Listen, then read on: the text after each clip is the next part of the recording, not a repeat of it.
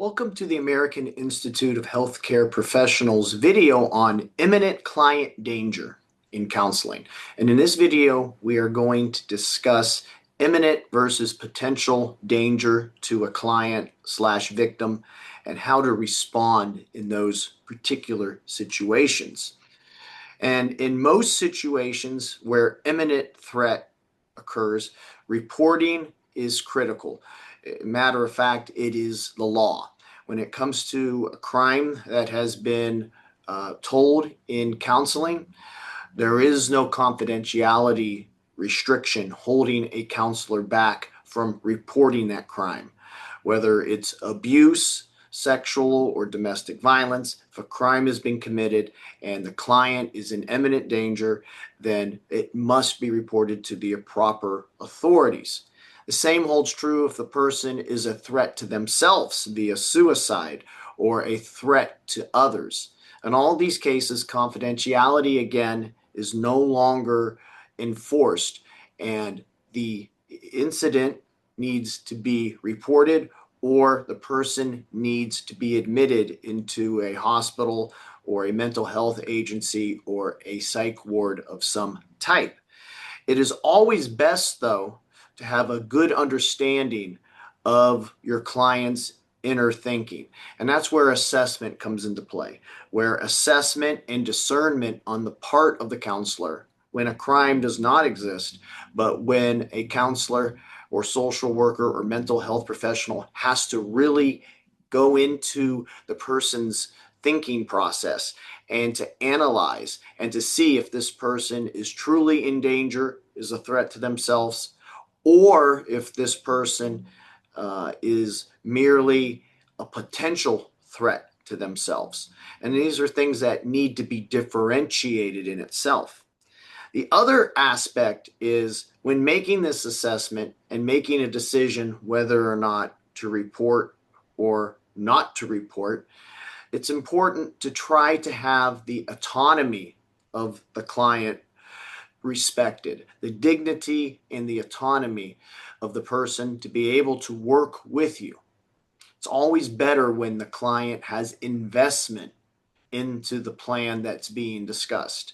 Many clients who are told what to do or forced or coerced what to do are not going to be as receptive to that help. They might even try to push back, reject, run away, or they might not even fulfill their promises. So if through the therapeutic relationship where we work with our clients through empathy and unconditional positive regard, when we work with them that way, we help them see the necessity for getting help that particular day, or the importance of making a report for an abuse that has occurred. So it's important to help them, especially those who are in states of crisis where they need to be regulated because they're emotionally unstable in the moment, and to help them see the rational decisions to be made.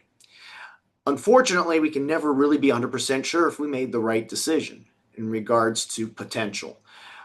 Is the person going to listen or not listen? And these are scary things for counselors because it's a matter of life and death. So when it comes down to black and white protocol, whether the client is working with you or working against you, this is when the situation may resolve itself through reporting and admitting. And if the patient wants to work with you, it's always better that they take investment into the plan rather than resist you or not keep the promises that they are supposed to from the session itself. That's why it's critical to help the client help oneself. And that's what the therapeutic relationship is about, through empathy, through open questions, through, when necessary, an empathetic confrontation. The counselor wants to help the client realize the imminent danger they are in, whether due to themselves and their suicidal thinking, or the situation they're in at home, or if a child is being abused. We want to help these individuals feel safe to feel secure so that if reporting is necessary or if they need to be admitted, they have an understanding of what's going to occur. Their autonomy and their dignity has been respected, and they're going to work with you instead of against you within itself. So when in doubt, really look for help. If you're having a hard time making that assessment, go to your peers, go to your supervisor, and bring up these scenarios and try to understand maybe what is best.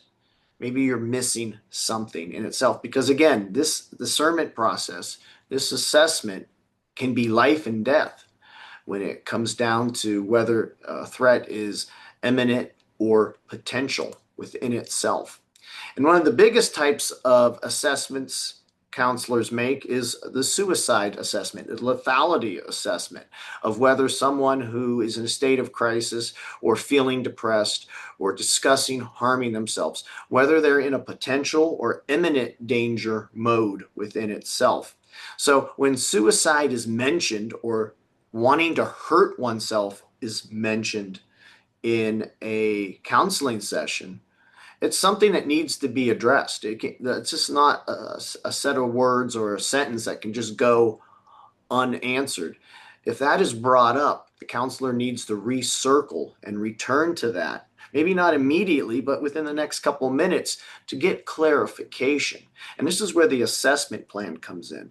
This is where the counselor begins to see if there is a plan.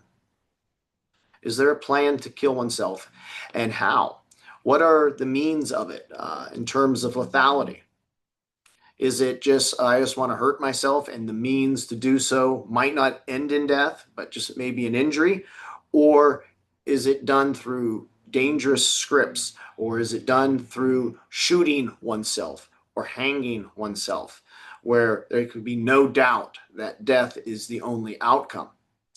In addition to that, we want to see if there are means to carry it through. If they say, I have a plan and this is what I want to do and how I want to do it, then what are the means? Do they have access to a firearm? Is it under their bed? Do they have a script? Can they reach these things and get a hold of them in their very own hands and utilize them against themselves? So we need to understand that. Also, do they have a date in particular mentioned? Have they also had past suicide attempts? Other things to consider when looking for potential versus imminent. What are their current emotional states? Obviously, they're not feeling too well if they're discussing possibly harming themselves, but is there some stability in their emotional state? Do they still have interest in life? Do they still have plans next week? Do they plan on going to work? Do they plan on going to class? Is there an event that they're looking forward to? It's when these types of things are no longer looked forward towards, when indifference comes in, apathy comes in towards life events, not caring if one goes to work, that there's a higher potential for an imminent danger to exist within itself. Now, again, we want to, through the therapeutic relationship, we would like to respect autonomy and their dignity, but sometimes reporting requires us to admit despite their resistance, or to report despite their denial. And we need to push these things. However, it's always best, again, to help the client help oneself, as we mentioned. And in doing so, with suicide assessment, it's good to try to get a no harm contract, to get them to agree not to hurt themselves. And if they do feel these intrusive thoughts, to contact you or someone and to make that promise. If they can't make that promise and they're emotionally unstable and the plan is lethal and they don't agree to admittance, well, then it comes down to you doing what is right for them, since they are mentally and emotionally incapable in the moment to do so. They might hate you for it, and it might not be the best therapeutic move, but it does keep them alive, and it is the law itself. However, so much better when they decide to work with you. And if so, it's here you make them part of the plan, the no harm contract. Or if they need to be seen and they agree they need to be admitted, then to help them understand the process, what to expect, costs, insurance, places that they can choose to go to, and helping them get there with as less trauma as possible. So these are important things to consider when dealing with suicide. Now, if dealing with abuse, if a crime has been stated, if an individual is in danger to be abused again, if sexual abuse has occurred to a minor or physical violence has been revealed during counseling, you are under obligation to report. But the key here is to help the client, the victim, to work with you, to feel secure, to feel safe, to understand the process. Many times they're terrified. Maybe a younger child's terrified that the perpetrator will hurt their family or them if they tell, and they've been sworn to secrecy, or shame. These things need to be discussed during the whole process where you're preparing the individual that this is going to be reported and making them part of the situation. But it involves more than just that. Where are they going to go afterwards? If it's a child being molested by a parent, then children's services needs involved. Where is a spouse going to go that might be abused the same night? So it's not something that's just done haphazardly, but something done with a lot of thought during the process and a planning being done. Now, there are gray areas. Gray areas are more, again, where we're in the potential danger, not so much the imminent.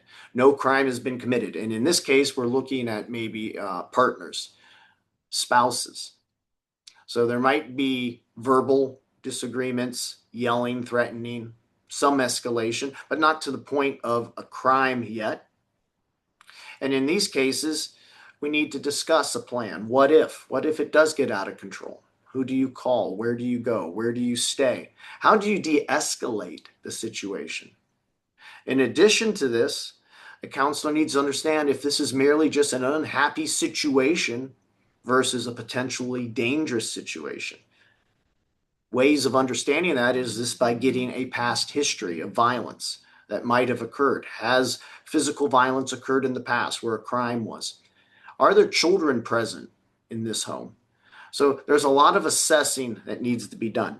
Now, if you're dealing with a couple when both are present and maybe a past abuser, we need to talk to them both and understand the triggers that cause the issues and their commitment, mutual commitment to de-escalating. And this is where being a good empathetic counselor comes into play within that therapeutic relationship. We might not agree with the past abuser's lifestyle, but we are there to help them heal as much as the victim.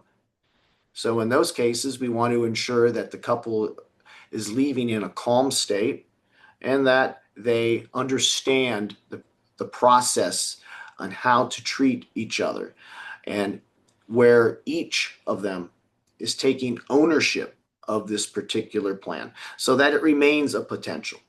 Again, the worst fear is not knowing whether you've made a correct call or not with suicide or abuse. Stick to the laws. When in doubt, work with your peers or supervisors or colleagues in making sure you get it right. And whether or not they want to work with you or not, the client, sometimes tough calls need to be made for individuals who cannot make those calls. And of course, ideally, we would like them to invest in the plan because that's ultimately best for them long-term in itself. We are the American Institute of Healthcare Professionals. We do offer a trauma-informed care certification, as well as a crisis intervention certification. Our certification program link is below, as well as our phone number at 330-652-7776, and our email at info@aihcp.org. I'd like to thank you for listening and have a nice day.